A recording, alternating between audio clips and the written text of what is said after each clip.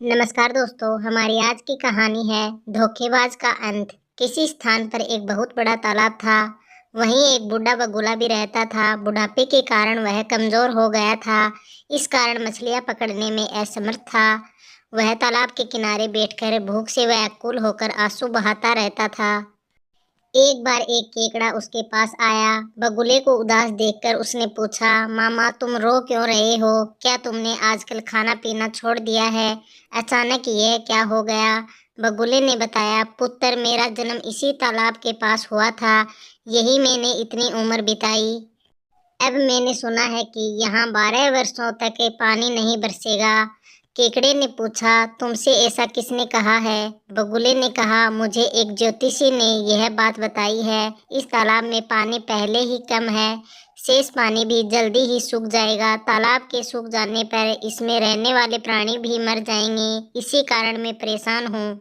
बगुले की यह बात केकड़े ने अपने साथियों को बताई। वे सब बगुले के पास पहुंचे। उन्होंने बगुले से पूछा, मामा ऐसा कोई उपाय बताओ जिससे हम सब बच सकें। बगुले ने बताया, यहाँ से कुछ दूर एक बड़ा सरोवर है। यदि तुम लोग वहां जाओ तो तुम्हारे प्राणों की रक्षा हो सकती है। सभी ने एक साथ पूछा, हम उस सरोवर तक पहुंचेंगे कैसे? चालाक बगुले ने कहा, मैं तो अब बूढ़ा हो गया हूँ। तुम लोग चाहो तो मैं तुम्हें पीठ पर बैठा कर उस तालाब तक ले जा सकता हूँ। सभी बगुले की पीठ पर चढ़कर दूसरे तालाब में जाने के लिए तैयार हो गए। दुष्ट बगुला प्रतिदिन एक मछली को अपनी पीठ पर चढ़ाकर ले जाता और शाम को तालाब पर लौट आता। इस प्रकार उसकी भोजन की समस्या हल हो गई। एक दिन केकड़े ने कहा, मामा अब मेरी भी तो जान बचाइए। बगुले ने सोचा कि मछलियां तो वह रोज खाता है, आज केकड़े का मांस खाएगा। ऐसा सोचकर उसने केकड़े को अपनी पीठ पर बैठा लिया।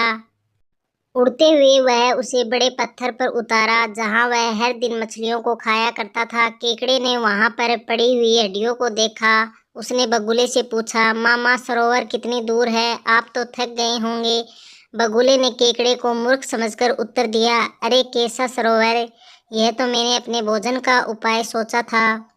अब तू भी मरने के लिए तैयार हो जा। मैं इस पत्थर पर बैठकर तुझे खा जाऊंगा। इतना सुनते ही केकड़े ने बगुले की गर्दन जकड़ ली और अपने तेज दांतों से उसे काट डाला।